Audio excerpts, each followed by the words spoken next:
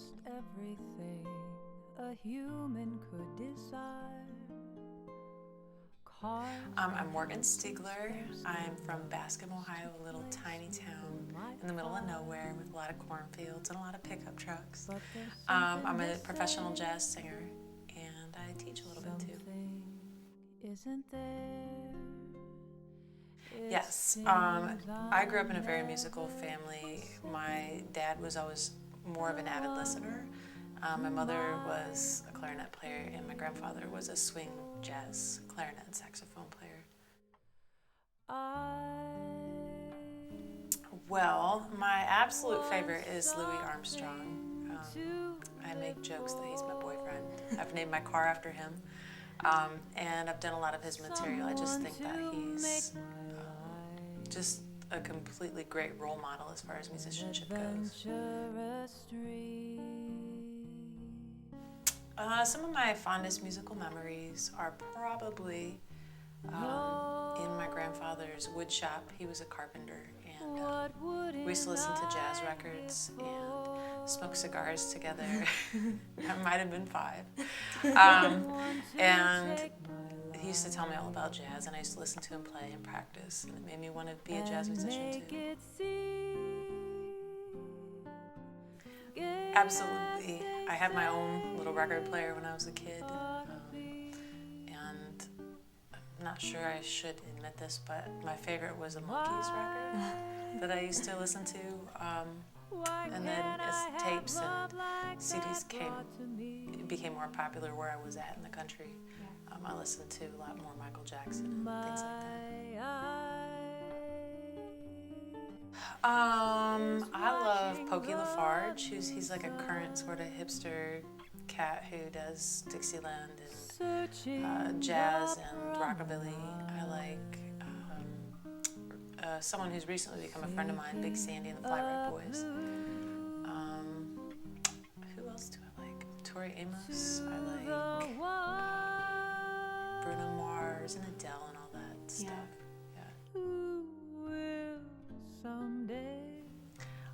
I just keep going, and I pray that the people around me will not get dark, and they'll just keep going too, because we all make mistakes. It's just the intensity of them and how you handle it. Not so much anymore, but when I was younger, I used to get very nervous. I remember a time when I was on stage with someone who was famous at the time. His name was Sean Altman, I think. He was the guy who sang the theme song for Where in the World is Carmen Sandiego?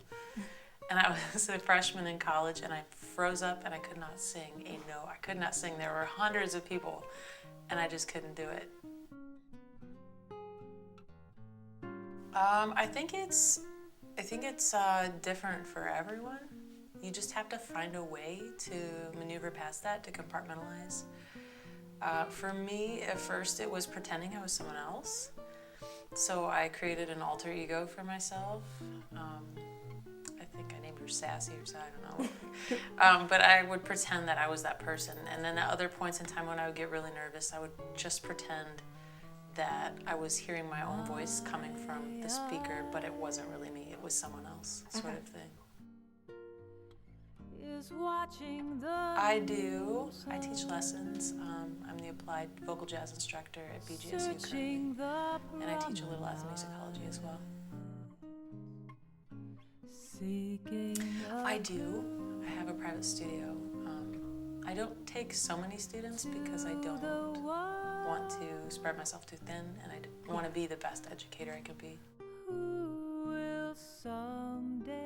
Dead or alive? Well, I mean, I think obviously it would be Louis Armstrong, but if I had to pick someone that was alive, I think this is really funny, I'd probably want to do a couple duets. One would be with Jerry Lee Lewis, the guy who sang Great Balls of Fire. Another one would be Trent Reznor from 9 Inch Nails. Probably a little Pokey LaFarge action wouldn't be so bad either. But I don't know, I live to do things that are different and get out of my box and learn new things. sing on until you Well, sometimes I don't. I spend a lot of night hours doing work and being my own secretary, booking gigs, paying my guys, my side guys, doing PR and blogs and website and all that stuff. But I mean, I've been able to compartmentalize enough so that I have 3 hours in the day where I can spend time with my kids and do what I need to do. love will linger on and on. Heck yes, I have.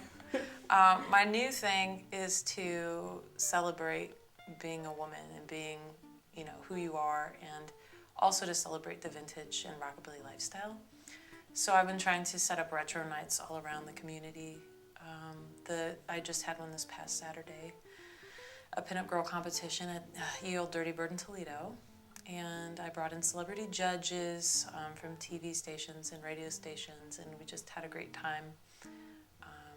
I've got another one coming up on May 10th, a cruise in at Bell Lounge in Perrysburg. And the big thing that I'm planning this summer is the Rockabilly Festival, the first Ohio Rockabilly Festival. It will be a lifestyle festival, kind of like a Renaissance festival, but based around rockabilly lifestyle. So there'll be cars and clothing and a pinup girl competition, a huge epic one, and drinks and food and music all night long. And it's at a drive-in movie theater, so we'll have Elvis movies playing all night long on the big screen and jam sessions and hopefully a couple of really famous people. So it'll be fun. All it'll take to lose my gloom is just a whisper now. I've gotten quite a bit of radio play. I've gotten some TV spots, and last summer I was featured in the largest vintage fashion magazine in the world currently, and that's Vintage Life. It's right here. This is not me. This is not me, but this is Carol Emerald, who's also kind of does what I do a little bit. So that was really fun. Love will linger on and on. All right. Well, thank you. Thanks for having me. Love will linger on and on eternally.